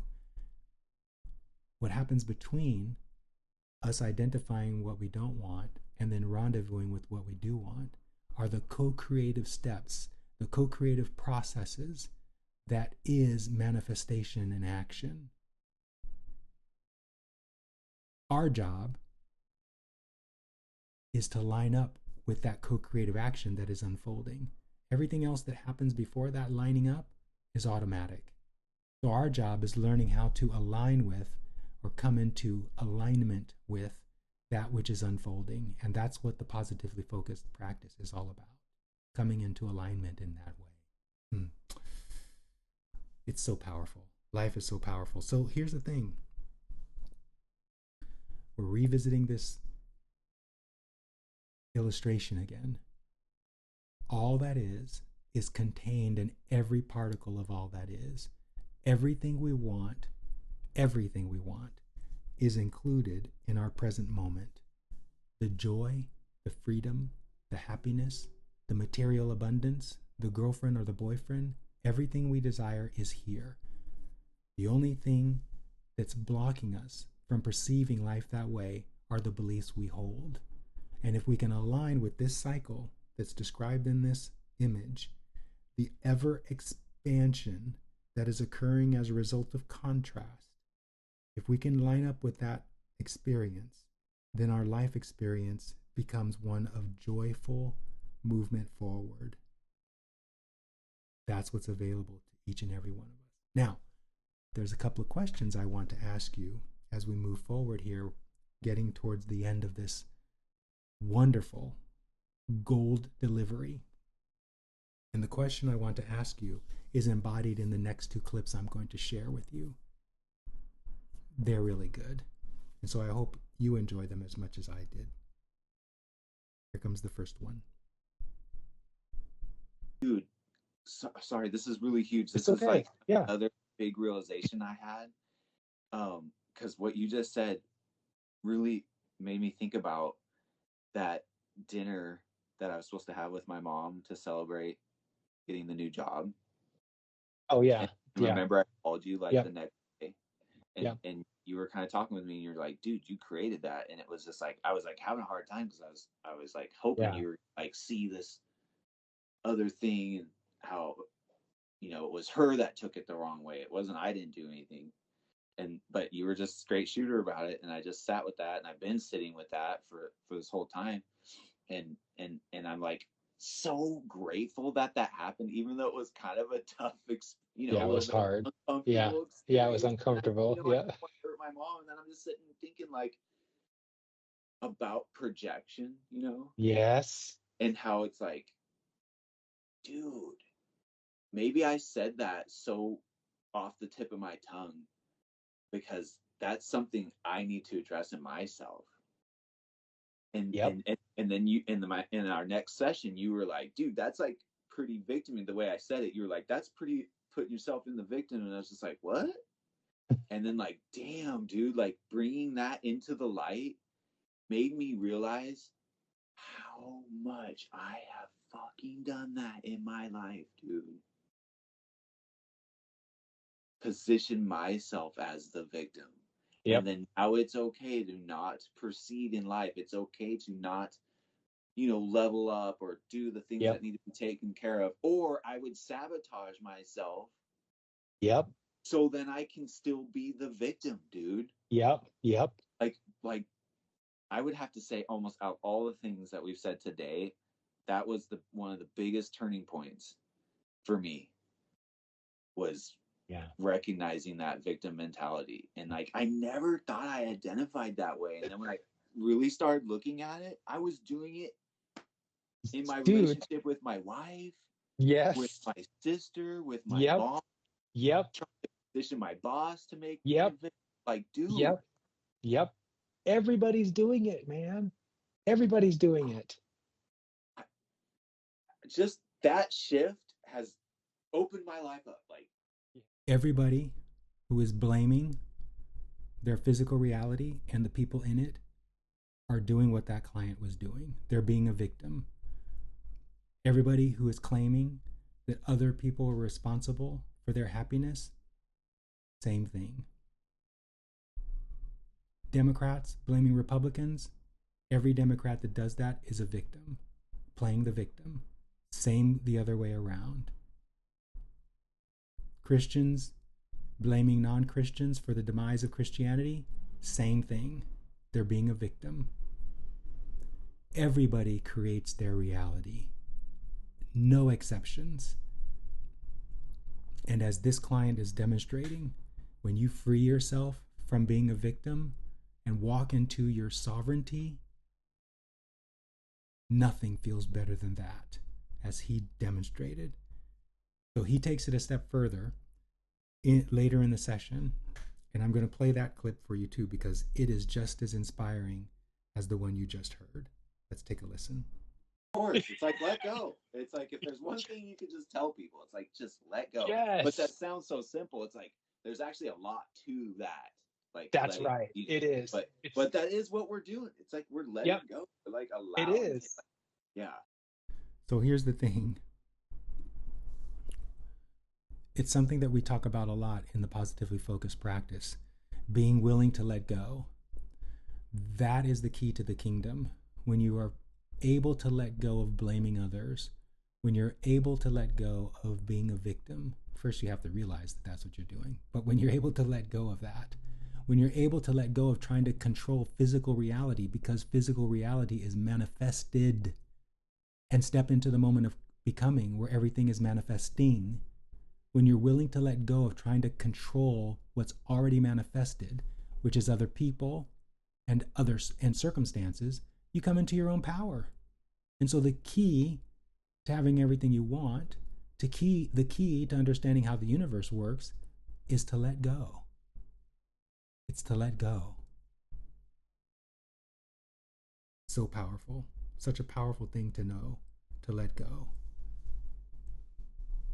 And I just want to close with this quote from Neil deGrasse Tyson, the same quote we started with, to clarify that the vast majority of people on this planet, with regard to how the universe works, and I'm including scientists, I'm including people like Neil deGrasse Tyson, they don't have enough information to understand that their understanding of how the universe works is wrong.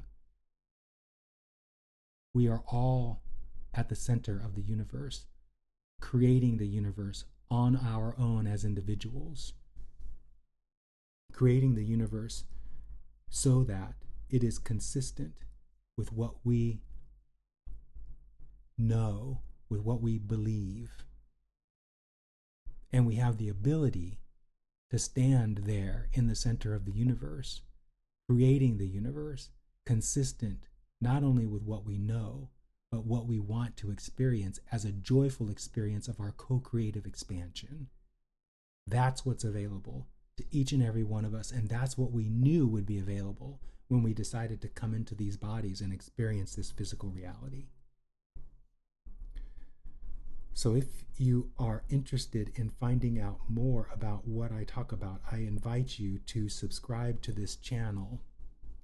I also invite you to check out positivelyfocused.co, where I have over 600 blogs describing in great detail about what I've talked about in this video. And I've included in that blog examples from my clients' lives and my life about how proving that this practice works. I also have a special offer for those of you who are subscribers to the YouTube channel. There is a new way of engaging with the positively focused practice that I call the group session. My individual sessions are $75 a session. The group sessions are up to 60% less than that because people are participating as groups. And there's a group open right now. It's been open for a while. And if you're interested in joining that group to learn about the positively focused framework at a significantly reduced rate, you can go to positivelyfocused.co/we got your back and sign up there. As soon as there are 5 people in that group, we're going to get that group going. I really appreciate you attending this presentation, listening to me drone on about how the universe works. I trust that you have gotten a lot from this, including perhaps experiencing what a belief confrontation feels like so that you can be aware of it the next time it happens and maybe do something rather than doubling down on your disempowering beliefs. I really would enjoy hearing any reaction you have in the comment section.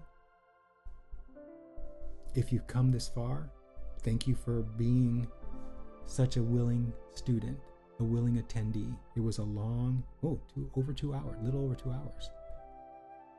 Worth every minute. We have shared the keys to the kingdom. Thank you for being here.